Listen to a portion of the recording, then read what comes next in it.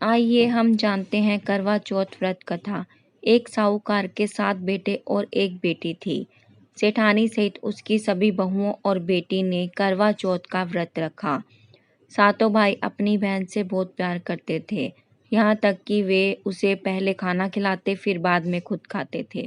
व्रत वाले दिन जब वह सातों भाई काम से घर लौटे और खाना खाने लगे, उन्होंने अपनी बहन वीरा को भी खाना खाने के लिए कहा। तो वीरा ने कहा, आज मेरा करवा चौथ का व्रत है, मैं खाना चंद्रमा देखकर ही खाऊंगी। तुम सभी खाना खा लो। वह सातों भाई अपनी बहन से बहुत प्यार भाई अपनी बहन को भूखा नहीं देख सकते थे। छोटे भाई ने पीपल के पेड़ के नीचे एक दीपक जलाकर उसको छलनी की ओट में रख दिया। दूर से देखने पर ऐसा लग रहा था मानो चांद निकल आया हो। वीरा ने उसे ही चांद समझ लिया और अर्घ देकर अपना व्रत तोड़ और जैसे ही वीरा खाना खाने लगती है, मुंह में पहला निवाला डालते ही छींक आ जाती है, दूसरा निवाला मुंह में डालते ही उसमें बाल आ जाता है और तीसरा निवाला खाने लगती है तो पति के बीमार होने की खबर आ जाती है।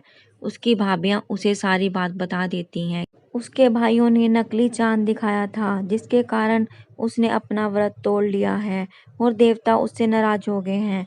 उन्होंने ही ऐसा किया है। उसकी भाभियां उसे ऐसा कहती हैं।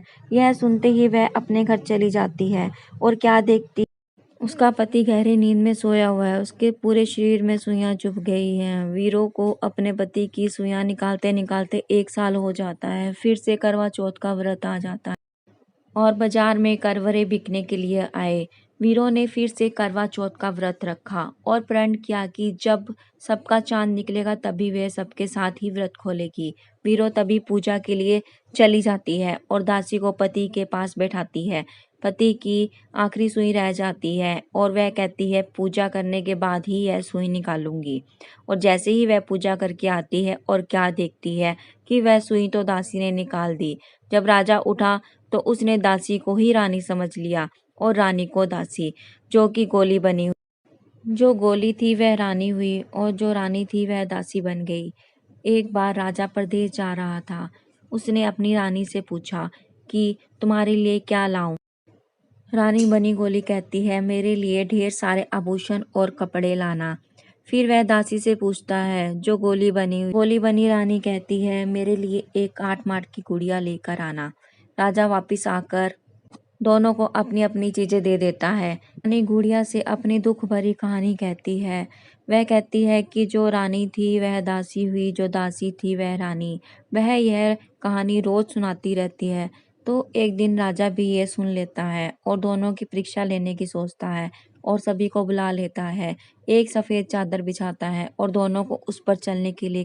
जो रानी थी, जो दासी बनी हुई थी, वह पहले चादर पर चलती है और रानियों की तरह आराम से चलती हुई चली जाती है। अब गोली की बारी आई। वह जैसे ही चादर पर चली और चादर को खींचते हुए ले गई। राजा समझ गया कि वीरो ही उसकी पत्नी है। इस प्रकार गणेश जी की कृपा से जो रानी थी वो रानी हुई और जो दासी थी वो दासी। बोलो गणपति महाराज की जय।